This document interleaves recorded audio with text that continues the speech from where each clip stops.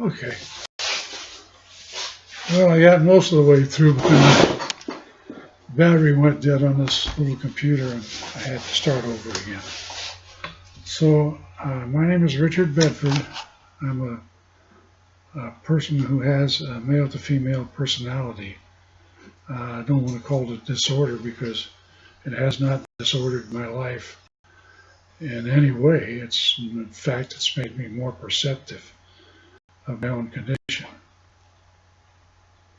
Now, the subject, first, my name is Richard Bedford. I'm an associate degree registered nurse.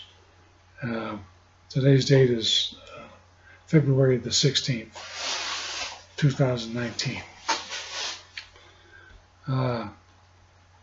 The subject I'm going to talk about is finding a root cause for the condition called transgenderism. I am a 77-year-old person, and I've been this way all my life, although I haven't expressed it until, well, I did express it early in my life, but I had to swallow it and forget about letting this out because of the conditions I was living in. And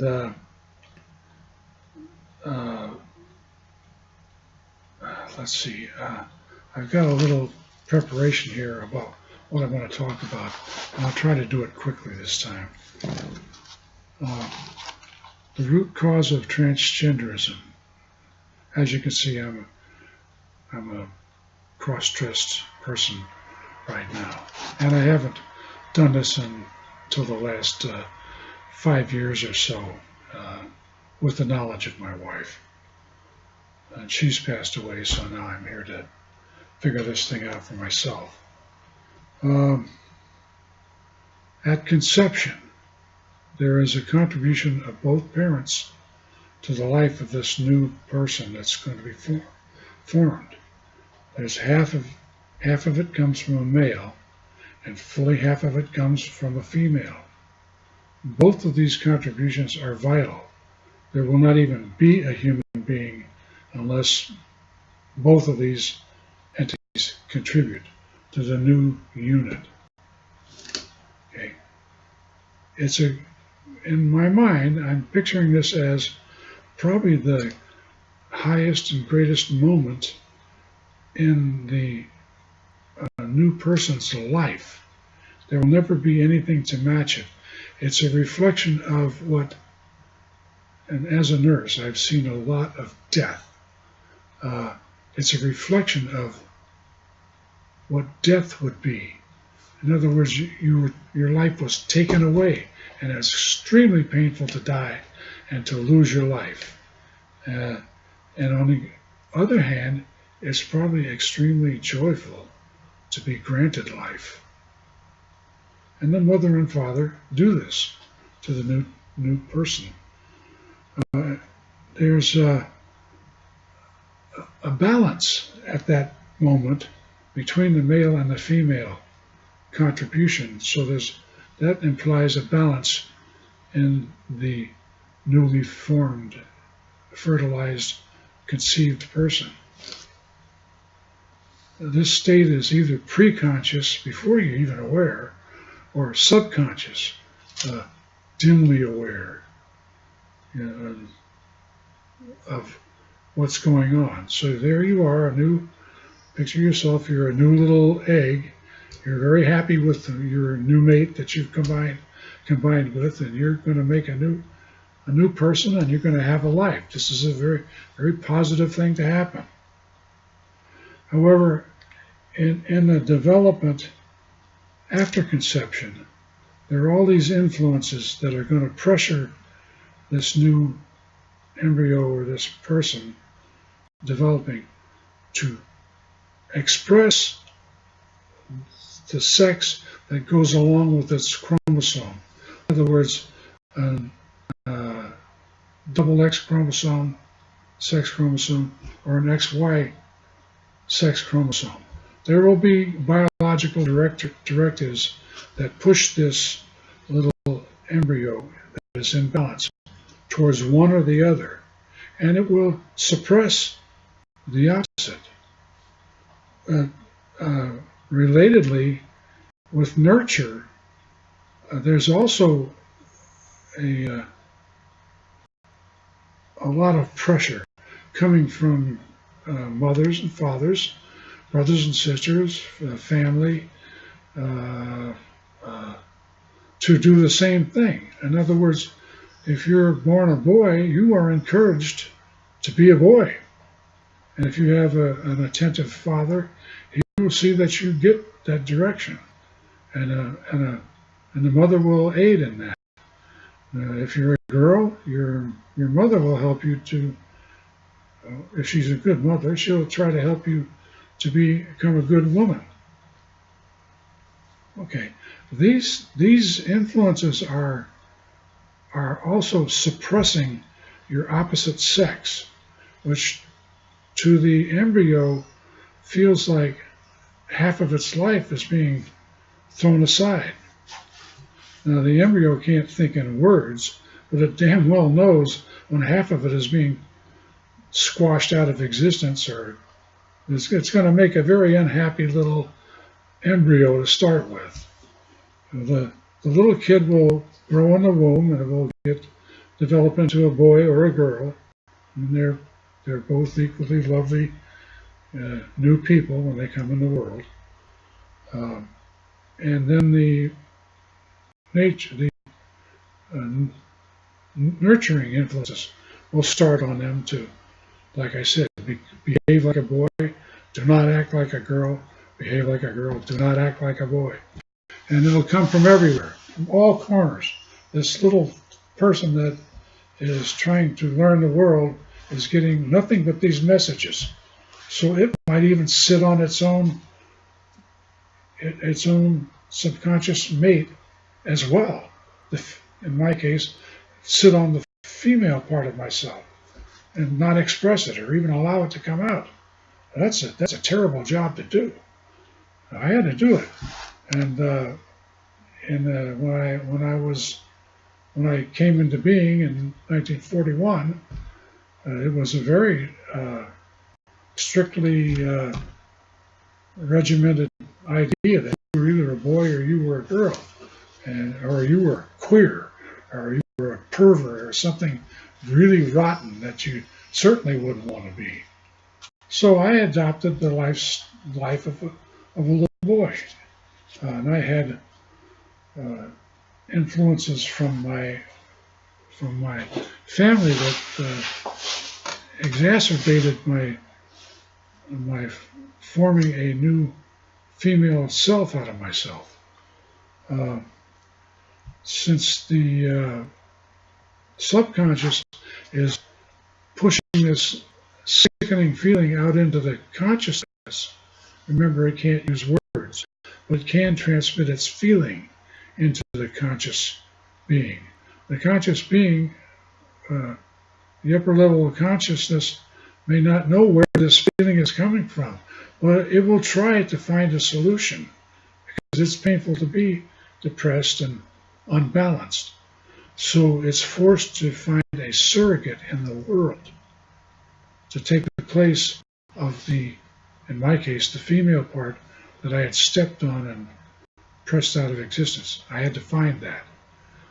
Well, I found it in two ways. I found it in becoming autogynephilic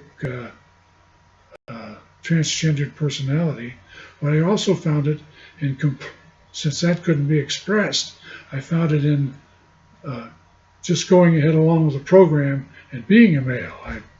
I lived my life, I earned my keep, I served my draft notice when I got drafted. I went on to have a nice long career in nursing and inpatient psychiatric facilities, and had two fine marriages with two very nice surrogate wives. They were lovely on the surface of things, but they did nothing to take care of this poor little lady that I left behind at my embryonic stage in my subconscious. Okay, here I am, and my last wife, bless her heart, she passed away from a lung cancer about 3 months ago, and I took very good care of her. I'm a nurse after all, and I loved her intensely. In spite of her being a surrogate, I loved that lady, and it was very sad but very sweet when she was able to let go of the surly bonds of the earth and join her maker and go on to what was next for her. And I'm left behind to figure this out. Oh, I do feel her presence, and I love her still. But I also love my original mate, and I'm bound and determined to address the issues I have in my subconscious, and that includes what you see here, dressing as this female person, because it makes that subconscious being a little bit more able to tolerate what's happened. I think that these surrogates, they will help in the ego state of mind, but they will never get to the bottom of the problem. And I think that I'm a male to female, but I'm a de-sister. There's I think a new term for people who resist getting physical transformation into the unelected but desired sex. So I consider myself fully a woman and fully a man. And I think the surgical solution is a big mistake because it destroys and takes the life out of the male part of the person. And the goal for me is to reunite those two personalities in my deep conscious. And I can do it this way. It's perfectly fine for me. And you know what? I've had dysphoria my entire life. I've always been very uncomfortable with the problem of my sick little subconscious mind and my little girl left way back there. That's been very painful for me. Now that I address this person that I have in my being, I no longer have dysphoria. So I think a treatment approach for the problem of gender dysphoria might want to look toward addressing the subconscious issues in the mind of a transgendered person. If they do that, and they can put that little piece of the person, or get them to put that piece of themselves back together again, and then if you can just do that, you'll feel much better overall, because your subconscious will no longer be pushing depressed agony through the upper levels of your consciousness. You will be a whole person, an original, in that same very good state you were in when you were first conceived and given the gift of life. Okay, that ends my little speech, and I hope that people can gain from this. I wanted to be sure to put this down in a YouTube video so that they knew it was my original idea, at least to myself. I haven't heard anybody else in any of these other fine lectures on YouTube explain it this way before. I left a few comments on them suggesting that this might be a problem, but I've never heard back from anybody about the possibility of this being a very essential truth. Okay, so I'm going to end this now. I've gone on for almost 15 minutes. Good luck, everybody. You're welcome to comment. If you think this is just baloney, you can go ahead and tell me that.